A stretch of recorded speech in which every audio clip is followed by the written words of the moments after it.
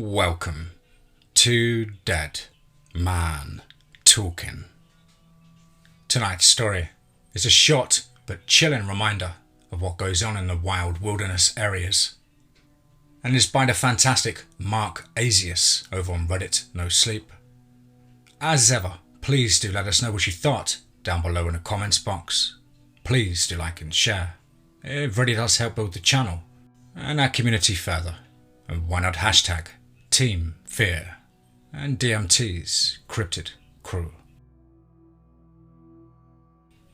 And so, with that aside, let's get into tonight's story, entitled Skinwalkers on the Reservation, Four Corners area. Let's get straight into that.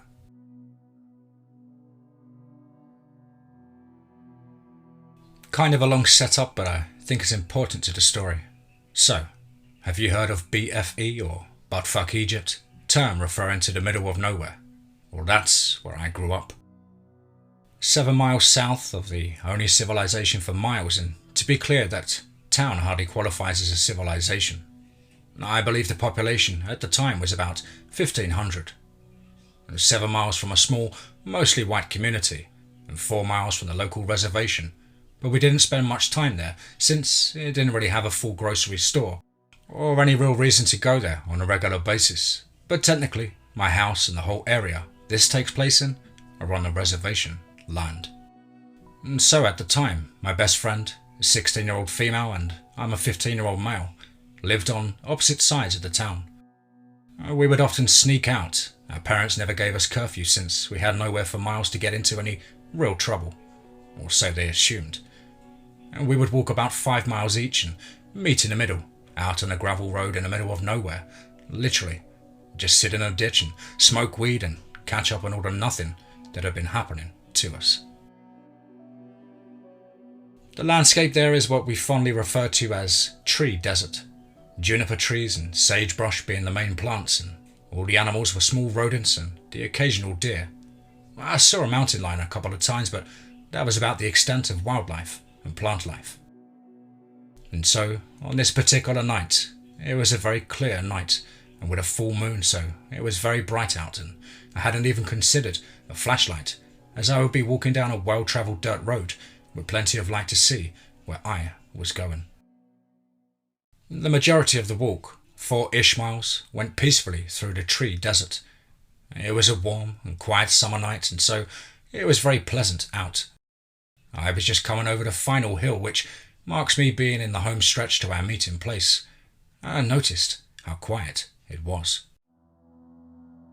Yes, it's night time, around 1 a.m. or midnight, but still, there should have been the scuffle of animals, cars in the distance, something, or anything. That's when I heard it. I was walking on a gravel road, so each step was loud. Crunch, crunch, crunch. And when I came over the hill, I was starting down the other side and I noticed crunches on the gravel that were very clearly not my own feet. I could tell because they were coming from behind me. Each time I would stop and look behind me, of course, they would stop, and naturally, I didn't see anything behind me. And so I'm getting a bit freaked out. My position of being very alone, out in the middle of nowhere, becoming more apparent and scary with each step. Each step I took, there was my shadow, seemingly getting closer as the second set of crunchy footsteps was getting louder the further I went. The last time I looked behind me, I saw something big. As I peered through the gloom up the hill I had just come down, something walked out of the trees on the left side of the road, and something walking on 2 legs, something taller than any human I'd ever seen. And granted, I'm at the bottom of the hill, so my perspective isn't great, but I'm talking like 7 or 8 foot bipedal thing. In the light of the moon, it looked like it was wearing one of those suits painters wear, the white coverall that they put on before they start painting, like a baggy jumpsuit.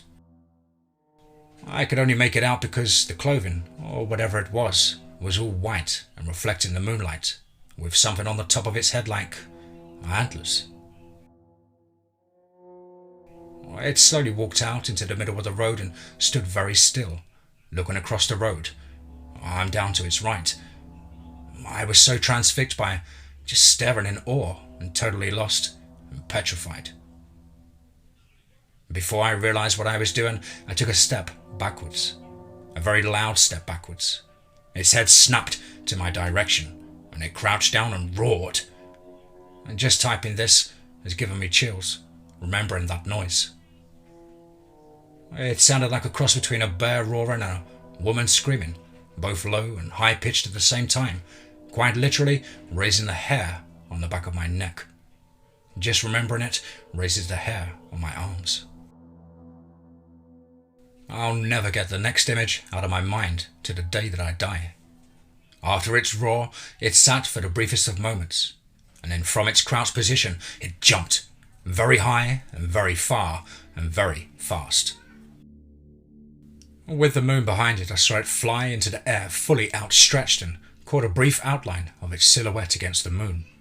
Its long legs bent the wrong way at the knee, its arms stretched out much further than natural, with long hands or maybe paws. It also had very long fingers or claws.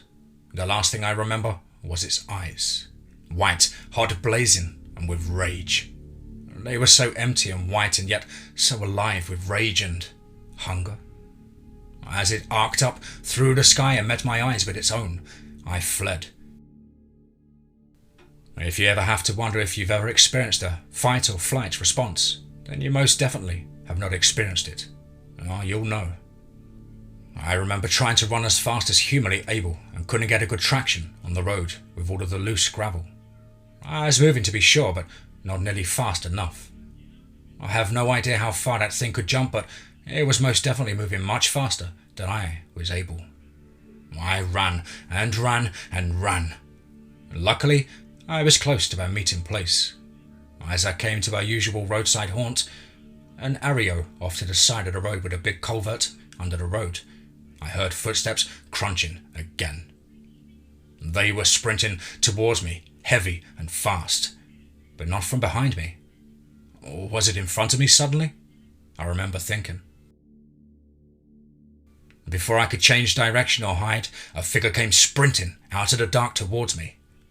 Now, I love this friend and I was going to meet her dearly, and she's still one of the best friends to this day. I have never in my life been so happy to see her though. As she came sprinting towards me out of the dark, my heart skipped a beat and I almost fell into the middle of the road with relief, tears in my eyes and gasping for breath. But this was no time to relax just yet. That thing, well, it was still chasing me from behind, right? The moment we were in earshot of each other, we were whisper screaming so fast. We clung to each other, shaking each, trying to tell each other what had just happened to them. Both talking so fast in our whisper scream and just talking right over the other.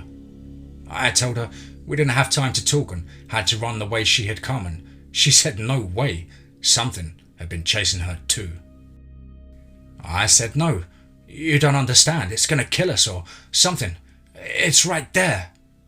As I turned around and pointed back up to the moonlit hillside, I saw her eyes go wide, and she was suddenly silent, a rare occurrence with this friend. Our gaze travelled along the road, and nothing was there though, much to my dismay since I had been in tears when we met. And then, at the very top of the hill, we saw it. Or should I say, them. Now there were two of the creatures, standing side by side, arms long, almost to where the knees should have been. They stood staring at us, and us at them for what felt like hours. We didn't dare move or even breathe. We were next to a juniper tree which was casting a shadow on us, like it mattered. I think we felt some slim semblance of security there in the shadow of that juniper on that brightly moonlit night, praying that maybe, just maybe, the shadow of this tiny tree was enough to conceal us from, well, whatever they were.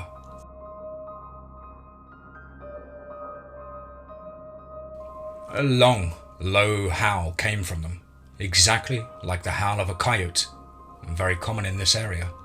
And then they crouched, and I prepared to run again, squeezing my friend's hand.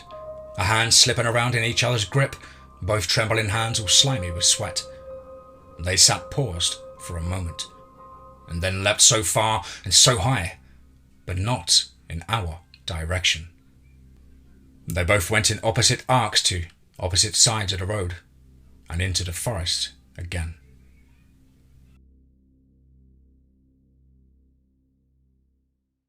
We sat on the side of the road under the low tree for a very long time in perfect silence, waiting and waiting. It was horrible. All this time, not one sound came from around us, and none of the forest noises had returned. After a long time, we heard a dog bark in the distance, and that was what broke the spell. I think we told ourselves that the dog was barking at whatever we had seen, so it must be far away by now, right? We needed to convince ourselves it was safe to move again. Well, that night we ran 5 miles all the way back to my home. Yes, right through where we had just seen these things. Where else would we go? At least we had each other. Unable to sleep, we stayed up in my room till the sun came up, and she told me what had happened to her. Just before she met me, she had almost the same experience, walking along where she noticed the lack of sounds as well. I hadn't told her this detail from my story. This was particularly odd for her because while I was walking through a more forested area, she had just come off the highway and was passing this house we both knew kept around 5 or 6 pit bulls in a fenced-in area by the road. You couldn't walk past there without them causing a frenzy and barking their heads off at the cars or deer or anything that moved. Thinking this to be weird and being the curious girl that she was, she ventured over a little ways to get a better look at the dog pen.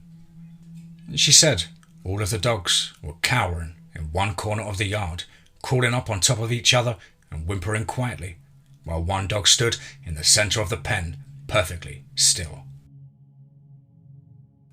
She then said that the dog appeared to stand up on 2 legs and start growling till it was about 7 feet tall.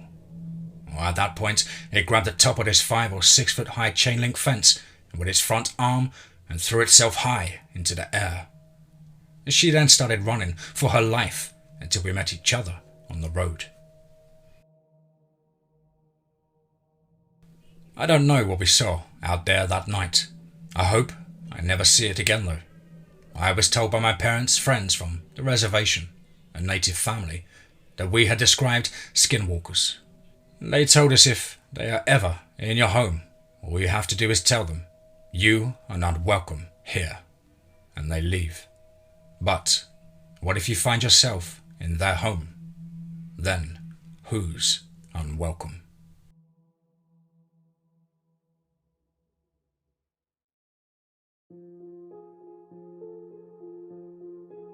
Wow.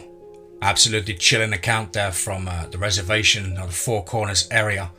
Big thank you to the writer, MarkAzius. I do hope I pronounced that correct. Guys and girls, as ever, you know the drill. Please do let us know what you thought down below in the comments box. Please do like and share. It really does help build the channel and our community further. And why not hashtag TeamFEAR and DMT's Cryptid crew. But above all, remember, be safe, not sorry.